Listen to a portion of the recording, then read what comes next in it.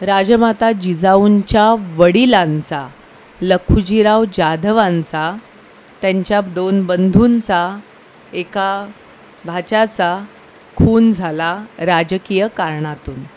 आता हे घडल्यानंतर आपल्या सासऱ्यांची अशी अवस्था करणाऱ्या व्यक्तीच्या इथे त्यांच्या दरबारात काम करणं शहाजीराजांना पटलंच नाही आणि ते निजामशाही सोडून पुन्हा आदिलशाहीकडे आले.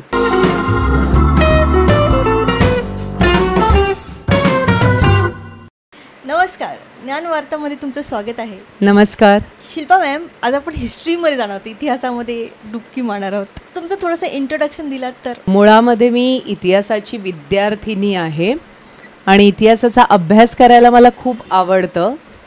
अर्थात घरामध्ये लहानपणापासून इतिहासाबद्दलचं एक वातावरण आहेच, कारण माझे वडील इतिहास अभ्यासक आणि त्याच्यामुळे गडदुर्गांवरती जाणं, शिवाजी महाराजांचा इतिहासाचा अभ्यास करणं आणि साहजिकच या सगळ्यामुळे मी माझं जे शिक्षण आहे ते पण मी इतिहासातच पूर्ण केलं. MA केलं, त्यानंतर BEd केलं आणि मग इतिहास हा विषय घेऊनच अर्थात पुढची वाटचाल माझी सुरू आहे. आणि आता गडदुर्गांवर जाणं, काही ठिकाणी व्याख्यानं देणं, काही वेळेला एखाद्या विषयावरती लिहिणं, अशा प्रकारे मी काम करत असते आणि इतिहास लोकांपर्यंत पोचवायचा प्रयत्न करते.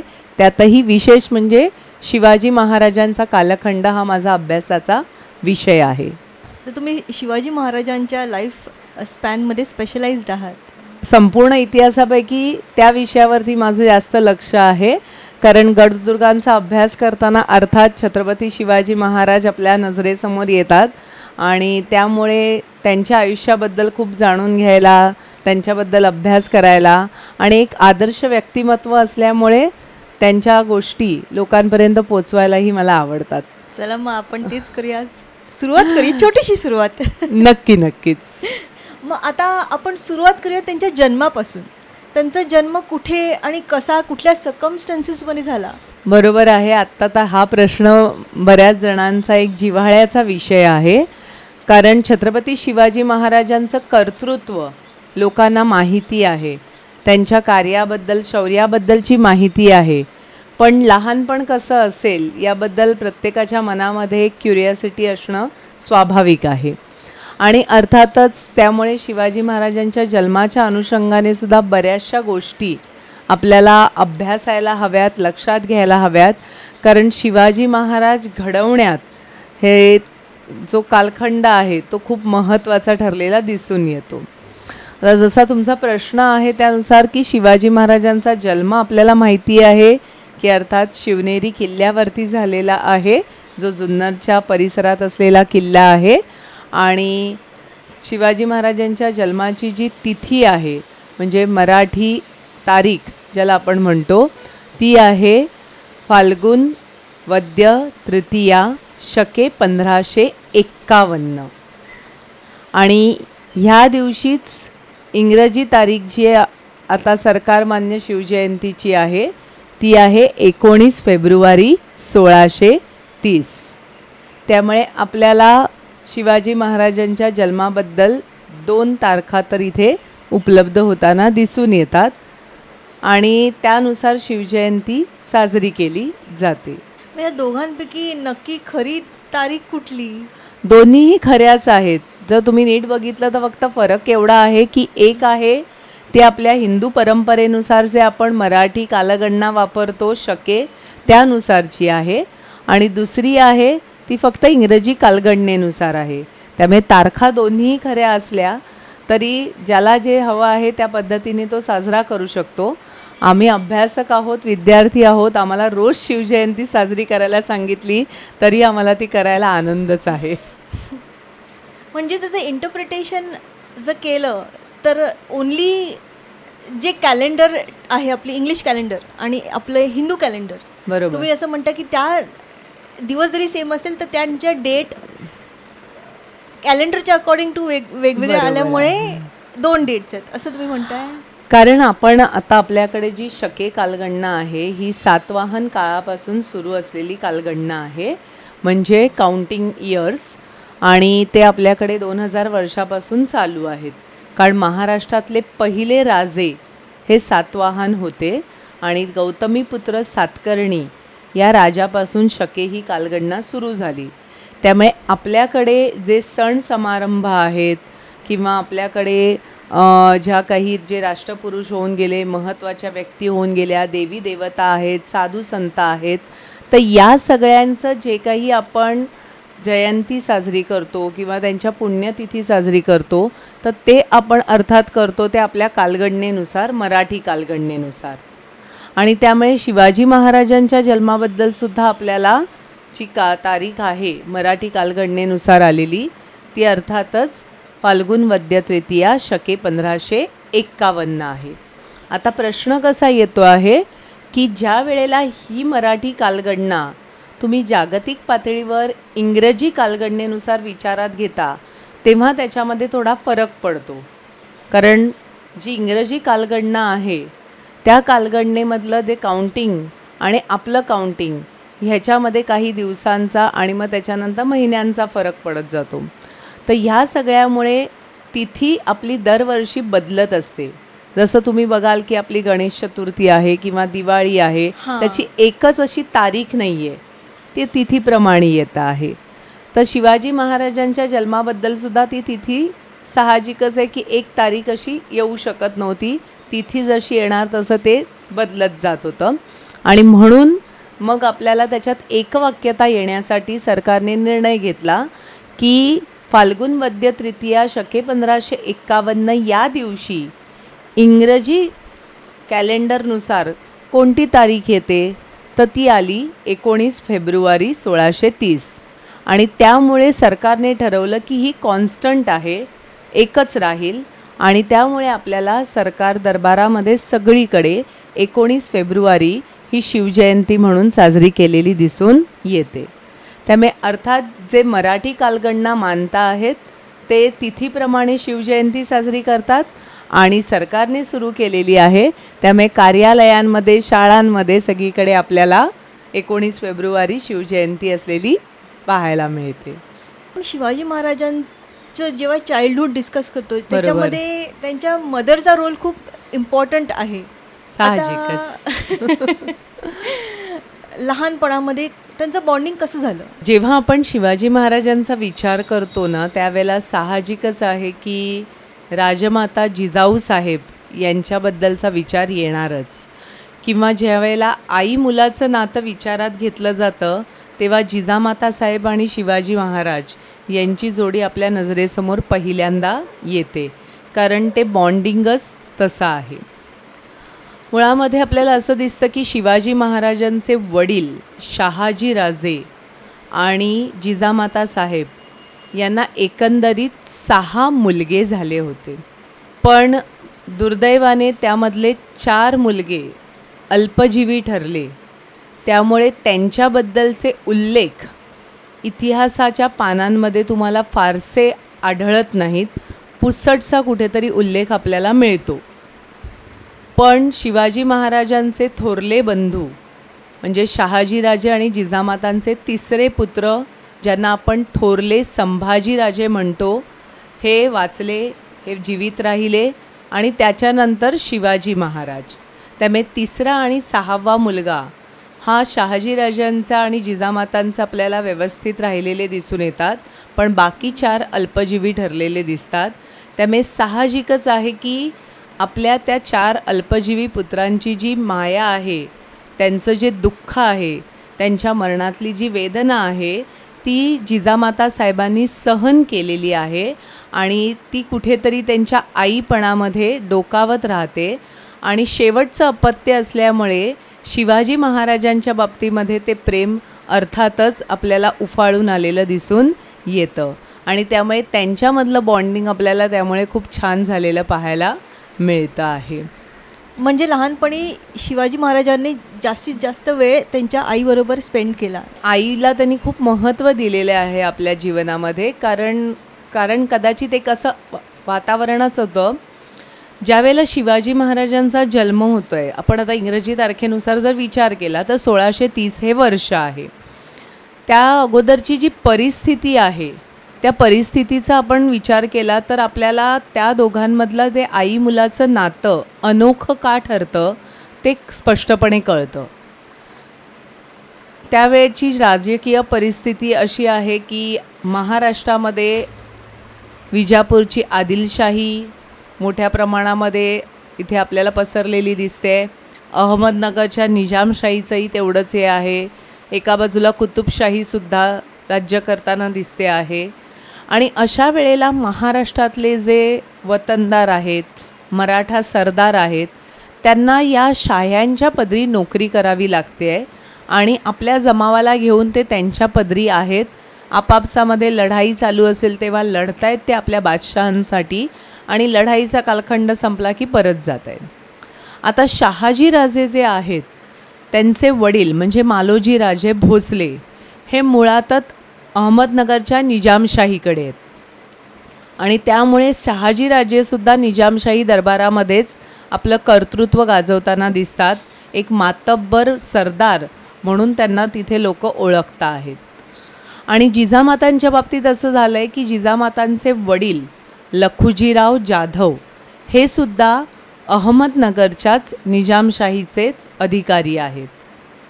ज्यावेळेला जिजामातांचा आणि शहाजीराजांचा विवाह झाला त्यावेळेला निजामशाहीमध्ये हे दोन्ही घराणी असल्यामुळे त्यांच्यामध्ये त्यावेळेला आपल्याला बॉन्डिंग दिसतं. पण नंतर राजकीय परिस्थिती बदलत होती त्यामुळे शहाजीराजांना काही वेळेला विजापूरच्या आदिलशहाची चाकरी करावी लागते, परत काही वेळेला निजामशाहीमध्ये जावं लागतं आहे. बरं, लोक पण त्यावेळेला अशी होती की ज्या वेळेला शहाजीराजांचं प्रस्थ वाढतं आहे, त्यांचं महत्त्व वाढतं आहे, तर ते सहन न होऊन बादशहाचे कान भरणं किंवा शहाजीराजांबद्दल त्यांना काहीतरी गैरसमजूत करून देणं असंही घडत होतं. त्यामुळे शहाजीराजांना एकाच ठिकाणी स्थिर राहता येत नव्हतं. त्यामुळे कधी आदिलशाहीत तर कधी निजामशाहीत अशी त्यांची एकंदरीत त्यावेळची स्थिती आहे. बरं, त्यातच अशी एक भयानक घटना घडली 1629 साली. निजामशाही दरबारामध्ये भर दिवसा राजमाता जिजाऊंच्या वडिलांचा लखुजीराव जाधवांचा, त्यांच्या 2 बंधूंचा, एका भाच्याचा खून झाला राजकीय कारणातून. आता हे घडल्यानंतर आपल्या सासऱ्यांची अशी अवस्था करणाऱ्या व्यक्तीच्या इथे त्यांच्या दरबारात काम करणं शहाजीराजांना पटलंच नाही आणि ते निजामशाही सोडून पुन्हा आदिलशाहीकडे आलेत. म्हणजे 1629मध्ये पूर्ण अस्थिर असा कालखंड आपल्याला पाहायला मिळतो आहे. म्हणजे शहाजीराजांच्या पाठीवरती शत्रू आहे, ते लढाया लढता आहेत आणि अशा परिस्थितीमध्ये जिजामाता साहेब आपल्याला गर्भवती असलेल्या दिसून येत आहेत आणि त्यांनासुद्धा शहाजीराजांबरोबर कुठे जिथे जायचं आहे, युद्ध मोहीम आहे किंवा घोड्यावरनं स्वारी करत शहाजीराजे चालले तर त्यांच्या पाठून जिजामातांनाही जाण्याची वेळ येते. आता अशी ही मानसिक स्थिती, त्या गर्भवती आहेत आणि दुसऱ्या बाजूने लक्षात घ्या की आपल्या वडिलांच्या निधनानंतर जे काही घडलं आहे ते भयानकपणे स्वीकारणं हे जिजामातांना ते शक्य झालेलं नाही आहे आणि त्याच्यात त्यांना त्यांच्या मातोश्रींची भेट घ्यायलासुद्धा जाता आलेलं नाही आहे, कारण राजकीय परिस्थिती. म्हणजे आपल्या वडिलांच्या मृत्यूनंतर आईच्या सांत्वनासाठी सुद्धा जिजाऊ साहेब जाऊ शकल्या नाही आहेत. मग अशा या मानसिक स्थितीमध्ये जर त्या संवाद साधत असतील, बोलत असतील, मनातली वेदना व्यक्त करत असतील तर ते कोणासमोर करणार आहेत? तर एकच पर्याय त्यांच्याकडे आहे, ते म्हणजे गर्भामध्ये असलेलं ते बाळ. कारण शहाजीराजे युद्धभूमीवर आहेत, वडिलांचा खून झालेला आहे, आईसाठी भेटायला जायचं आहे पण इच्छा असून जाता येत नाही आहे. मग मनातल्या गोष्टी मोकळ्या करण्यासाठी त्यांनी आपल्या गर्भाशीच संवाद साधलेला असावा असं एक आई म्हणून मलाही वाटतं. आणि साहजिकच त्यामुळे झालं काय की गर्भसंस्कार हा जो आपल्याकडचा एक महत्त्वाचा संस्कार आहे 16 संस्कारांपैकी, तो तिथे झाला. आणि जिजामातांच्या मनामधल्या ज्या काही गोष्टी होत्या, आजूबाजूची परिस्थिती होती, जिजामातांच्या मनात निर्माण झालेली अगतिकता होती, बादशहांच्या राजकारणामुळे जो काही त्यांच्या मनात राग निर्माण झाला होता, जे आपल्या लोकांवर अन्याय अत्याचार होत होते, ह्या सगळ्या भावना त्यांनी आपल्या या गर्भातल्या शिशूपुढे उघड केल्या आणि त्यामुळे तसे संस्कार महाराजांना मिळाले असणार. आणि तुम्हाला माहीतच आहे की आई ही आपल्या बाळाला इतर कोणापेक्षाही 9 महिने जास्त ओळखत असते.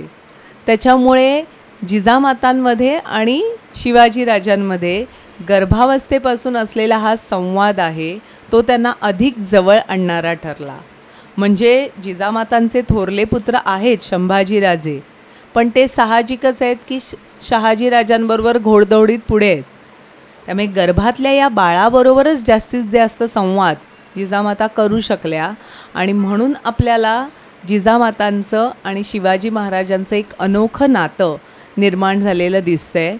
आणि अशा या परिस्थितीमध्ये ज्या वेळेला 1630मध्ये शिवनेरीवरती महाराजांचा जन्म होतो आहे त्यावेळची अवस्था आज आपण जेवढ्या मोठ्या प्रमाणात शिवजयंती साजरी करतो तशी नाही आहे. ती एकदम साध्यापणाने असलेली दिसून येते. कारण जिजामाता कुठल्या आनंदाने सगळं करणार, कारण नवरा युद्धभूमीवरती आहे. 1630 हे महत्त्वाचं एक वर्ष आहे दुष्काळाचं आणि त्याच्यामध्ये मुलगा जन्माला येतो आहे पण तो काही पहिला नाही आहे, 6वा पुत्र आहे त्यांचा. त्यामुळे एक मूल जन्माला आलं एवढंच सगळ्यांच्या भावना आहेत. आणि अशा या परिस्थितीत शिवाजी महाराजांचा जन्म झाला. 12व्या दिवशी रीतीप्रमाणे त्यांचं नाव ठेवण्यात आलं आणि आपल्या या बाळाशी गर्भावस्थेनंतरचे जे काही संवाद आहेत ते संवाद पुढे जिजामातांनी कंटिन्यू ठेवलेले असणार आणि साहजिकच त्यामुळे त्यांच्याशी ते आपल्या मनातलं हितगुज करत असणार आणि म्हणून त्यांच्यामधलं एक नातं वेगळं निर्माण झालेलं दिसून येतं. मॅम, शहाजीराजे तर वॉरवरती असणार, मग फोर्टवरती फक्त शिवाजी महाराज आणि त्यांच्या मदर, बरोबर, त्यांच्या माता जिजामाता, ह्यांची जे वॉरची स्ट्रॅटेजीज वगैरे आहेत त्या सगळ्या गोष्टी त्यांना कोणी शिकवल्या? मुळामध्ये शहाजीराजांनी जिजामातांना शिवनेरीवर ठेवलं आहे, पण शिवनेरी किल्ला हा काही शहाजीराजांकडे नाही आहे, तो शत्रूकडेच आहे. पण तिथे असलेले जे विश्वासराव आहे, जे किल्लेदार, ते शहाजीराजांशी नात्याने संबंधित आहेत. म्हणजे पुढे आपल्याला असं दिसून येतं आहे की त्या विश्वासरावांची कन्या जयंतीबाई आणि शिवाजी महाराजांचे थोरले बंधू म्हणजे संभाजीराजे यांचा विवाह झाला आहे. त्याच्यामुळे ते नातं त्यांच्यामध्ये असल्यावरती शहाजीराजांनी विचार केला आहे की जिजामातांना तिथे सुरक्षित ठेवता येईल. कारण शहाजीराजांनी त्यांना पाहिलं की गर्भार अवस्थेमध्ये त्यांना आपल्याबरोबर नेणं ती फरफट होते आहे आणि त्यांना त्रास होऊ नये असं त्यांना वाटत होतं. त्यामुळे साहजिकच शहाजीराजे शिवनेरीवरती जिजाऊसाहेबांना सोडून गेले आणि युद्धभूमीवरती गेले आहेत आणि तिथेच आपल्याला जसं माहिती आहे की शिवाजी महाराजांचा जन्म झाला आहे. त्यामुळे सुरुवातीची 1-2 वर्ष म्हणजे शहाजीराजे युद्धांमध्येच अडकलेले आहेत आणि जिजामातांना एकाकीपणे शिवाजी महाराजांना सांभाळण्याची जबाबदारी आलेली आहे. जसं मी म्हटलं मगाशी की गर्भसंस्कार दिले गेले तसेच जिजामातांनी बालसंस्कारही दिलेले असणार आहे. म्हणजे मूल जन्माला आल्यानंतर त्याच्याशी बोलत असताना आपल्या मनातल्या गोष्टी त्या त्यांना सांगत असणार आहेत आणि त्याच्यामध्ये जिजामातांचं स्वतंत्र व्यक्तिमत्व, त्यांची स्वतंत्र विचार करण्याची पद्धत, स्वातंत्र्याबद्दलची त्यांची आस, स्वाभिमानीपणा, करारीपणा, ह्या सगळ्या गोष्टी तिथे आपल्याला महाराजांमध्ये त्यांनी उतरवलेल्या दिसणार आहेत. म्हणजे आपल्याला असं जाणवतं की शिवाजी महाराजांमध्ये कर्तृत्व स्वतःचं आहे, ते स्फुल्लिंग आहेत, म्हणजे स्वतःच ते प्रकाशित होऊ शकतात, असे स्वयंप्रकाशी आहेत. पण त्याच्यासाठी जी परिस्थिती निर्माण करण्याचं काम केलेलं आहे, जो संस्कारांचा भाग आहे, तो जिजामातांनी तिथे सांभाळलेला आहे. त्यामुळे सुरुवातीच्या काळामध्ये आपल्या बाळाशी हा संवाद साधणं किंवा शहाजीराजे कुठे अडकलेले आहेत, आजूबाजूला काय परिस्थिती आहे, मग आपण काय केलं पाहिजे, तू माझी स्वप्न कशी पूर्ण करू शकतोस, कदाचित असाही त्या आई मुलांचा संवाद झालेला असावा. आणि दुसरं आपल्याला असं जाणवतं आहे की आपल्याकडे आजही रामायण आणि महाभारतातल्या कथा मुलांना लहानपणापासून ऐकवल्या जातात, दाखवल्या जातात चित्ररूपाने किंवा काही.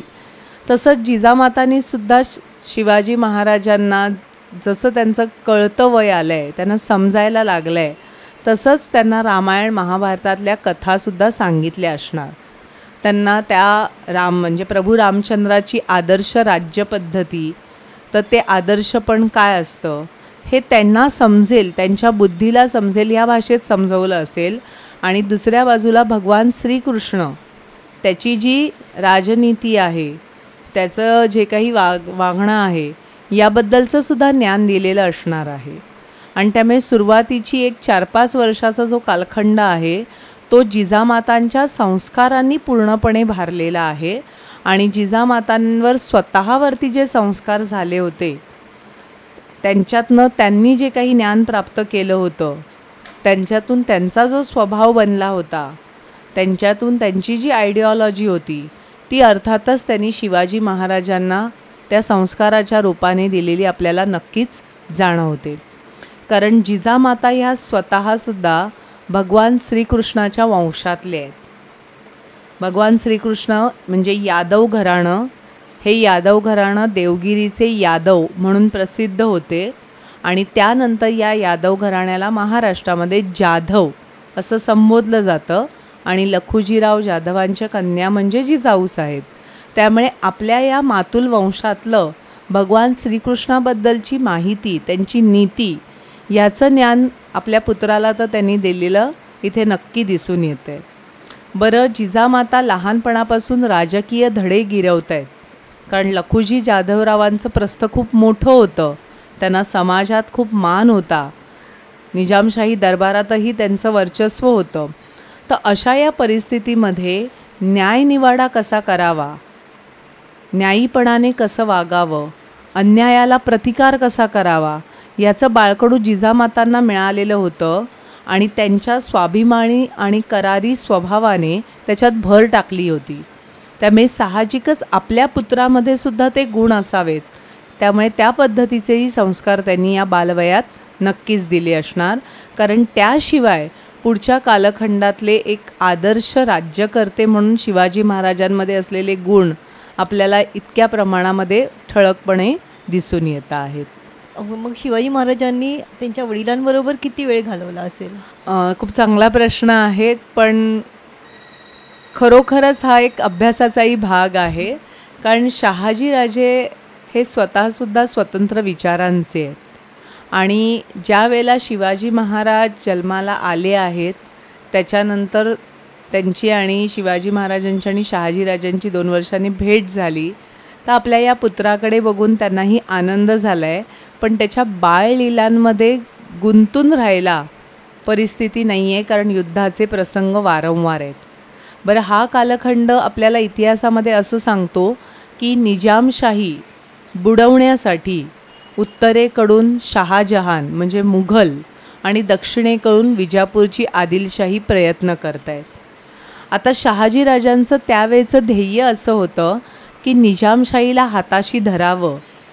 त्याचा जो राज्यकर्ता आहे तो अल्पवयीन आहे, त्याच्यामुळे आपल्या अधिकाराखाली त्याला थोडंसं ठेवावं आणि आपल्या अनुषंगाने निजामशाहीचा कारभार सुरू करावा. म्हणजे असं स्वतंत्र राज्य स्थापन करता येत नाही आहे, तर आपल्या विचारांनी चालणारी अहमदनगरची निजामशाही आपण अस्तित्वात आणू शकतो. आणि म्हणून शहाजीराजांचे त्या काळात प्रयत्न होते. तर साहजिकच आहे, त्यामुळे त्यांना त्यांच्या कुटुंबाला वेळ देता आलेला नाही. पण नंतर असं घडलं की 1636मध्ये आसनगावजवळ माहुली नावाचा किल्ला आहे आणि शहाजीराजे त्या ठिकाणी आले आणि तिथेच त्यांचं शेवटची निर्णायक लढाई मुघल आणि विजापूरच्या आदिलशाहीबरोबर झाली. आणि त्या लढाईमध्ये शहाजीराजांचा पराभव झाला. निजामशाही अर्थातच त्याच वेळेला बुडाली आणि निजामशाहीमधला जो मुलूक होता, जे किल्ले होते, ते मुघलांनी आणि आदिलशहाने वाटून घेतले. आता शहाजीराजांना त्यामुळे साहजिकच असा प्रश्न निर्माण झाला की आपण कुठे जावं. बरं, शहाजीराजांचं एकंदरीत लष्करी कौशल्य, त्यांचा दरारा, त्यांची राजकारणातली जी काही झेप होती, हे सगळं मुघलांनाही माहिती आहे आणि आदिलशहालाही. त्यामुळे दोघांनीही त्यांना आपल्याकडे या असं सांगितलं आहे.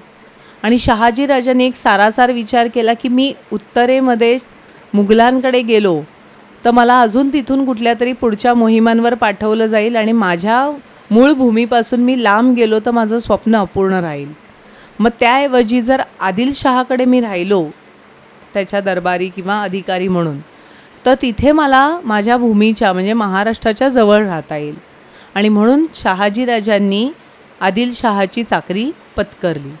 आता आदिलशाही काय विचार करतोय की जर महाराष्ट्रात शहाजीराजांना ठेवलं तर पुन्हा हे कदाचित उठाव करतील, पुन्हा लोकांना सक्षम करण्याचा प्रयत्न करतील. त्यामुळे महाराष्ट्रापासून त्यांना लांब ठेवण्यासाठी त्यांनी पाठवलेलं आहे बंगरूळ म्हणजे कर्नाटकामध्ये. मग साहजिकच आहे की आता शहाजीराजांना काही काळ शांततेत घालवणं आवश्यक होतं. आपल्याबद्दलचा विश्वास त्यांना निर्माण करायचा होता. आपलं विजापूरच्या आदिलशाही दरबारातलं स्थान बळकट करायचं होतं. त्यामुळे त्यांनी ती बंगरूळचं वतनदारी स्वीकारली आणि आपलं संपूर्ण कुटुंब घेऊन ते तिथे गेले. म्हणजे शहाजीराजे स्वतः, त्यांच्या 2 पत्नी म्हणजे जिजामाता साहेब आणि तुकाबाई साहेब, नंतर थोरले संभाजीराजे आहेत, शिवाजी महाराज आहेत, तुकाबाई साहेबांचे व्यंकोजी राजे आहेत, असा सगळा शहाजीराजांचा परिवार बंगरूळला गेला. आता हे घडतंय 1636 नंतर, म्हणजे शिवाजी महाराजांचं वय आहे त्यावेळेला 6 वर्षाचं. त्यामुळे त्या काळाच्या नुसार शिक्षणाचं योग्य वय. त्यामुळे शहाजीराजांनी ह्या शांततेच्या काळात आपल्या या दुसऱ्या पुत्राच्या शिक्षणाकडे स्वतः लक्ष दिलेलं आहे आणि त्यांनी त्यांच्यासाठी चांगल्या गुरूंची नेमणूक केली. त्यांना लिहायला वाचायला शिकवलेलं आहे, त्यांना लष्करी शिक्षण दिलेलं आहे, शस्त्र चालवायला शिकवलेलं असणार, घोडेस्वारी वगैरे करायलाही शिकवलेली आहे, न्यायनिवाडे कसे करावे, महसुलाच्या बाबतीतल्या गोष्टी कशा कराव्या, राजकारभाराचंही ज्ञान तिथे दिलेलं असणार. म्हणजे ह्या सगळ्या शिक्षणाकडे शहाजीराजांनी स्वतः लक्ष दिलेलं आपल्याला दिसते. आणि ह्याची साक्ष आपल्याला मिळते शिवाजी महाराजांवरती संस्कृत काव्य लिहिणारे कवी परमानंद नेवासकर यांनी शिवभारत हा संस्कृतमधला ग्रंथ लिहिला आहे. आणि त्याच्यामध्ये शिवाजी महाराजांना कोणकोणत्या गोष्टीचं शिक्षण मिळालं बंगरूळ प्रांती असताना त्याच्याबद्दलची माहिती आहे. आणि त्याच्यात एक उल्लेख असा आहे, ते म्हणतायत की शिवाजी महाराज इतके हुशार होते की त्यांचे गुरु त्यांना एक अक्षर शिकवायचे तर हे पुढचं अक्षर लिहून मोकळे व्हायचे. आणि त्यामुळे गुरूंनासुद्धा आनंद होता की असा शिष्य आपल्याला मिळालेला आहे. आणि त्यामुळे असा शिष्य प्राप्त करून त्यांचे गुरुसुद्धा स्वतःला धन्य मानताना दिसून येत आहेत. त्यामुळे अशा प्रकारचं शिक्षण आपल्याला बंगरूळ प्रांती शहाजीराजांच्या देखरेखीखाली झालेलं दिसून येतं. मॅम, तुम्ही सांगितलं की शिवाजीराजेंचे 2 भाऊ आहेत, थोरले संभाजी आणि व्यंकोजी. आता या दोघांच्या बरोबर शिवाजी महाराजांचं कसं रिलेशनशिप होतं? जसं तुम्ही आत्ता विचारलं की शिवाजी महाराजांच्या भावांबद्दल, अर्थात थोरले संभाजीराजे हे त्यांचे सख्खे बंधू आहेत. कारण शहाजीराजे आणि जिजामाता साहेब यांना 6 पुत्र, पण त्यापैकी आपण पाहिलं की 4 जण अल्पजीवी ठरले. त्यामुळे थोरले संभाजीराजे आणि शिवाजी महाराज हे सख्खे बंधू हे 2 वाचलेत. आणि व्यंकोजीराजे जे आहेत ते शहाजीराजांची दुसरी पत्नी तुकाबाई साहेब मोहिते आणि या घराण्यातल्या होत्या, त्यांचे पुत्र असलेले दिसून येत आहेत.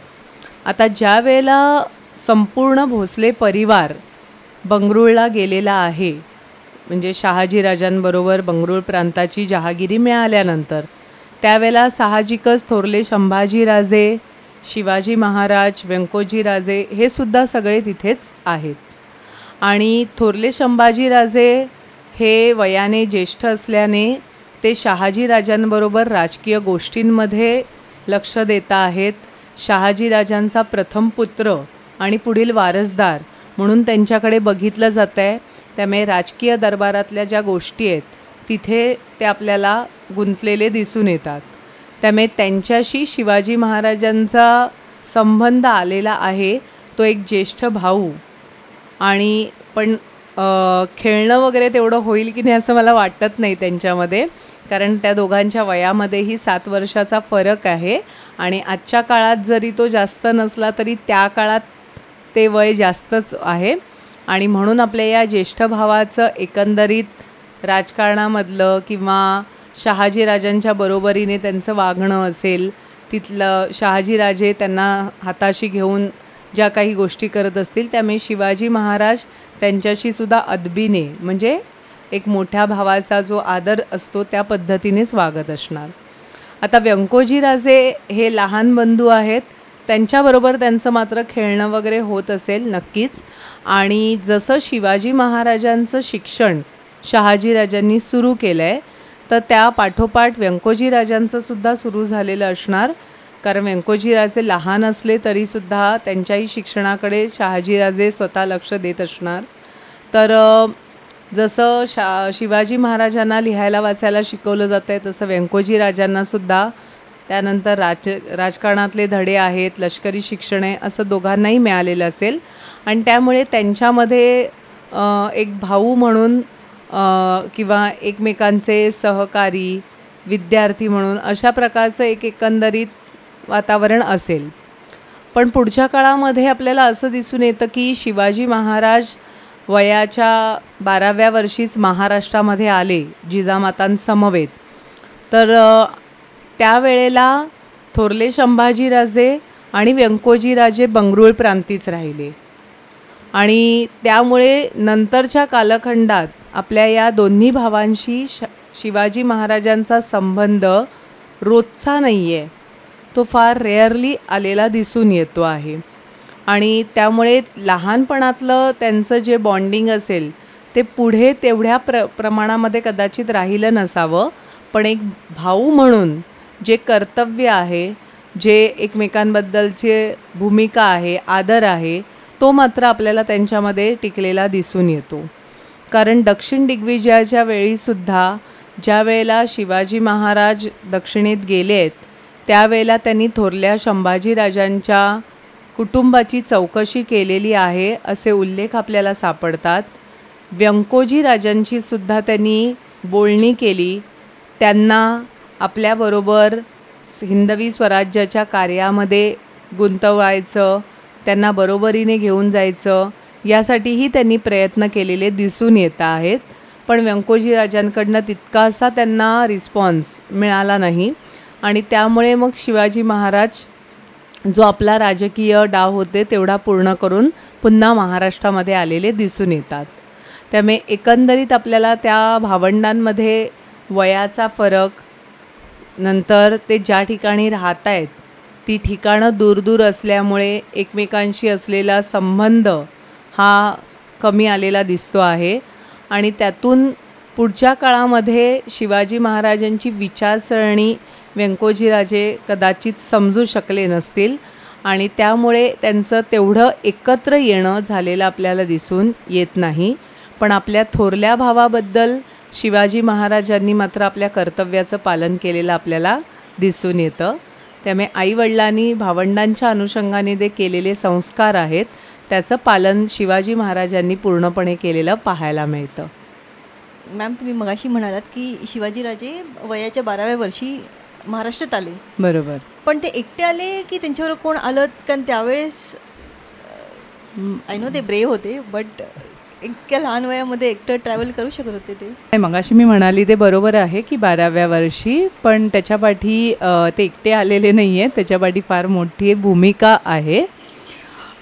जसं शिवाजी महाराज 1636पासून तिथे आहेत आणि 5 वर्ष त्यांची शिक्षणाची पूर्ण झाली आहेत. त्याच्यानंतर शहाजीराजांनी घेतलेला हा एक महत्त्वाचा निर्णय होता आणि तो राजकीय दृष्टिकोनातून खूप महत्त्वाच्या भूमिकेत आपल्याला ठरलेला दिसून येतो. खरं तर शहाजीराजे आणि जिजामाता साहेब या दोघांनाही स्वतंत्रतेची आस असलेली आपल्याला पाहायला मिळते आणि शहाजीराजांनी त्या अनुषंगाने प्रयत्न केले. हे पण आपण मगाशी बोलताना ऐकलं होतं की अहमदनगरच्या निजामशाहीच्या बाबतीमध्ये वगैरे. आणि जिजामाता साहेबांना तर स्वाभिमान, स्वतंत्रता याबद्दल तर अति आत्मीयता होती आणि त्यांना ह्या अन्याय अत्याचार करणाऱ्या शासनकर्त्यांच्या विरुद्ध तर चीडच होती. पण काही काळ दोघांनी शांततेत घालवला, कारण ती काळाची गरज होती. राजकीय स्थिरता मिळवण्यासाठी त्यांना ते करावं लागणार होतं. आता ज्यावेळेला शिक्षण चालू होतं त्यावेळेला शिवाजी महाराजांचं वय जसं 10 वर्षाचं झालं, म्हणजे इसवी सन 1640मध्ये, तर त्यावेळच्या रीतिरिवाजानुसार शहाजीराजांनी एक गोष्ट केली, ते म्हणजे शिवाजी महाराजांचा पहिला विवाह करून दिला. थोडंसं ऐकायला वेगळं वाटेल, मला कल्पना आहे, पण 10व्या वर्षी विवाह म्हणजे ज्याला आपण बालविवाह म्हणतो, आणि अर्थात शिवाजी महाराजांचे 2 बालविवाह झालेले आहेत, एक 10व्या वर्षी आणि एक 11व्या वर्षी, पण तो त्या काळाच्या रीतीनुसार आहे, समाजमान्य असलेला आहे. आणि पहिला जो विवाह असतो पुरुषाचा, जो वयात केला जातो, तो आईवडिलांच्या संमतीने आईवडिलांनी निवडलेल्या कन्येसोबत केला जातो. आणि जसं तो मुलगा मोठा होतो, त्यांचं स्वतःचं कार्य कर्तृत्व गाजवायला लागतो, तसं काही वेळेला मग ते स्वतःच्या विचाराने विवाह पुढचे करत असतात. तर अर्थात पहिला विवाह हा शहाजीराजांनी संपन्न करून घेतला, कारण संपूर्ण भोसले कुटुंब हे त्यावेळेला कर्नाटकात बंगळूर प्रांती आहे, आणि मधली काही वर्ष धामधुमीची गेली होती, युद्धाची गेली होती, दुःख पण होतं. ह्या सगळ्यातून एक स्थिरता मिळाल्यानंतर शहाजीराजांना असं वाटलं आहे की आता मुलगाही 10 वर्षाचा झाला आहे, जनरीतीप्रमाणे वयात आला आहे, तर आपण त्याचा विवाह करून दिला तर एक घरामध्ये मंगल वातावरण निर्माण होईल. आणि त्याप्रमाणे तो पहिला विवाह बंगळूर प्रांती शहाजीराजांनी करून दिला आहे. त्यासाठी शिवाजी महाराजांची पत्नी म्हणून त्यांनी निवड केलेली कन्या ही शिर्के कुटुंबातील होती, आणि त्या पहिल्या पत्नीचं नाव सगुणाबाई शिर्के होतं. आता ते झाल्यानंतर शहाजीराजे आणि जिजामाता साहेबांना असं वाटू लागलं की आता थोरला पुत्र शहाजीराजांबरोबर राजकारणामध्ये सक्रिय आहे. व्यंकोजीराजे खूपच लहान होते आणि शिवाजीराजे हे आता वयात येत चालले आहेत. बरं, शिवाजी महाराजांना दिलेले संस्कार जिजाऊसाहेबांनी तेही शहाजीराजांना माहीत होते. शिवाजीराजांची स्वतःची वृत्ती, त्यांचा अभिमान किंवा त्यांचा स्वाभिमान, त्यांचं शौर्य, धाडस, ह्या सगळ्या गोष्टी पण शहाजीराजे पाहत होते. आणि मुळामध्ये शिवाजी महाराजांमध्ये हुशारी आहे हे आपल्याला कवी परमानंदांच्या शिवभारतात ते उल्लेख मिळतातही आहेत. तर अशा या पुत्राला मग शहाजीराजांनी ठरवलं की आपलं स्वप्न पूर्ण करण्याच्या अनुषंगाने महाराष्ट्रात पाठवावं, कारण आपल्याला महाराष्ट्रात जाणं शक्य नाही आहे, आदिलशहा त्याची कधीच अनुमती देणार नाही. आता त्यांनी त्या पद्धतीने ठरवलं, पण एकटं तर त्यांना पाठवू शकत नव्हते, कारण महाराष्ट्रात आल्यानंतर या ठिकाणी सगळ्या गोष्टी त्यांना सेटल करायच्या होत्या. बरं, महाराष्ट्रामध्ये पाठवायचं आहे तर काहीतरी सबळ कारण दिलं पाहिजे. त्यामुळे शिवाजी महाराजांना पाठवताना जिजाऊसाहेब आणि शहाजीराजा यांनी असा निर्णय घेतला की आपली जी महाराष्ट्रातली जहागीर आहे, वंशपरंपरागत जहागीर, पुणे, सुपे, चाकण, इंदापूर या भागामध्ये सगळं नष्ट केलं गेलेलं होतं, डिस्ट्रॉय केलेलं होतं. शहाजीराजे विरोधात असल्यामुळे पुण्यावर सुद्धा गाढवाचे नांगर फिरले होते. तर आता शहाजीराजांनी हे केलं की मी आदिलशहाचा सेवक आहे, तर माझं ते जे वतन आहे ते मला आता पुन्हा मिळावं, आणि मग त्या निमित्ताने आपण आपल्या या मुलाला तिथे पाठवू शकतो.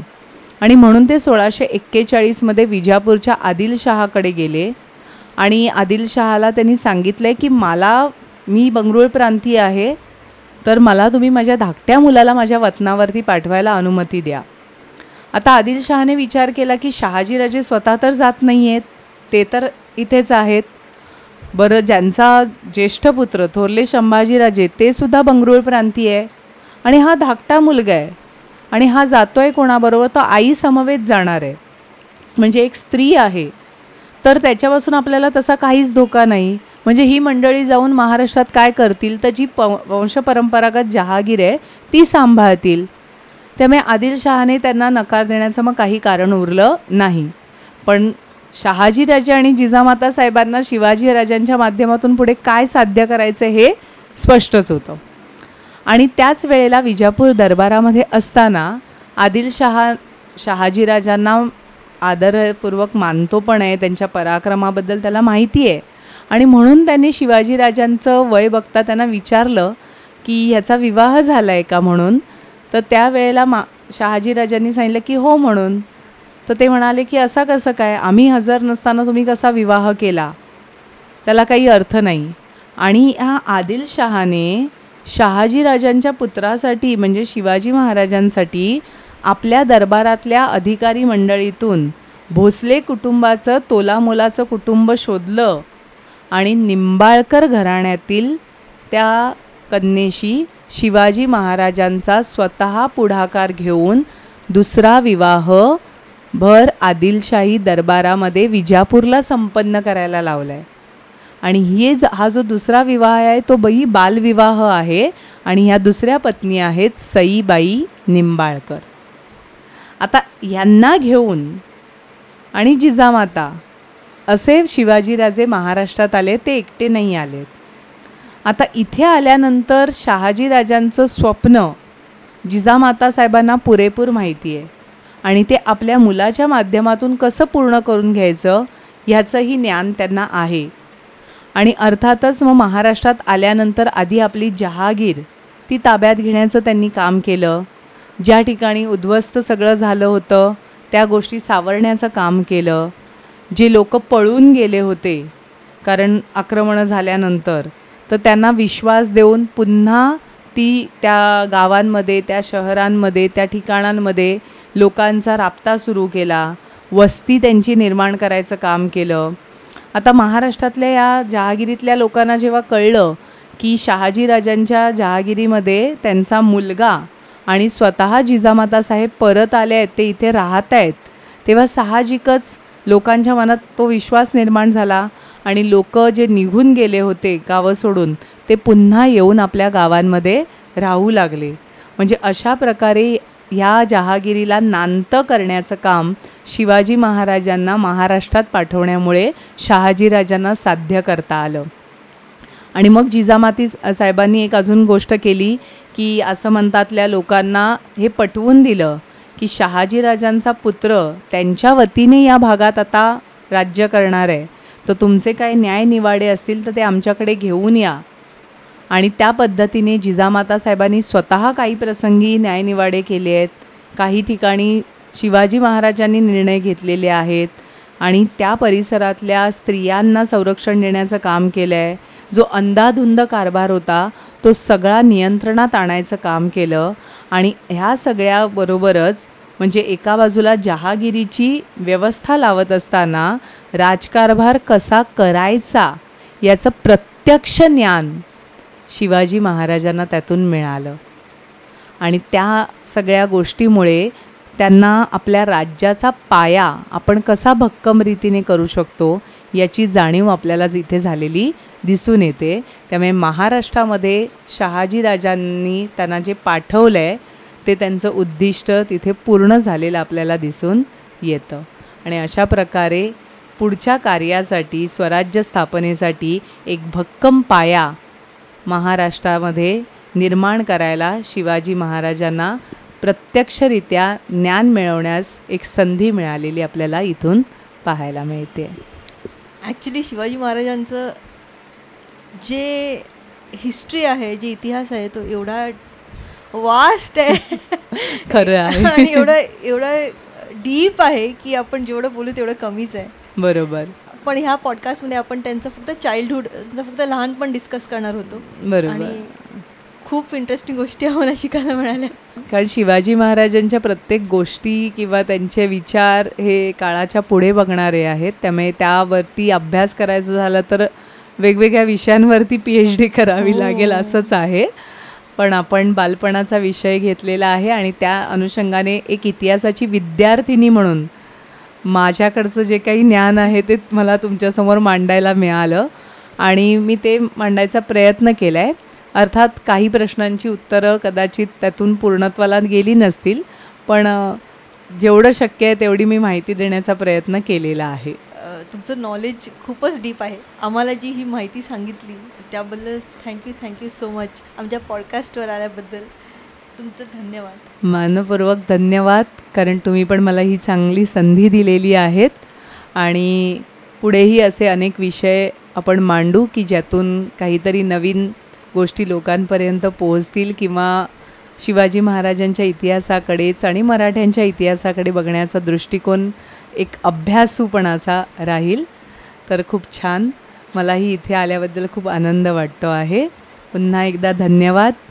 जय हिंद, जय महाराष्ट्र, जय शिवराय. थँक्यू. आमचा हा एपिसोड जर तुम्हाला आवडला असेल आणि तुम्हाला काहीतरी नवीन शिकायला मिळालं असेल तर लाईक करा आणि आपल्या फ्रेंड्स आणि फॅमिलीबरोबर शेअर करा. आम्ही दर आठवड्याला अशाच इंटरेस्टिंग एक्सपर्ट्सबरोबर गप्पा मारणार आहोत, त्यामुळे आमचं चॅनल सबस्क्राईब करायला विसरू नका. तुमचं सजेशन आणि फीडबॅक आमच्यासाठी खूप महत्त्वाचं आहे, त्यामुळे कमेंट सेक्शनमध्ये आम्हाला तुमचं सजेशन आणि फीडबॅक द्यायला विसरू नका. तर मग भेटूया पुढच्या आठवड्यात अशाच एका इंटरेस्टिंग गेस्टबरोबर. तोपर्यंत थँक्यू फॉर वॉचिंग. धन्यवाद.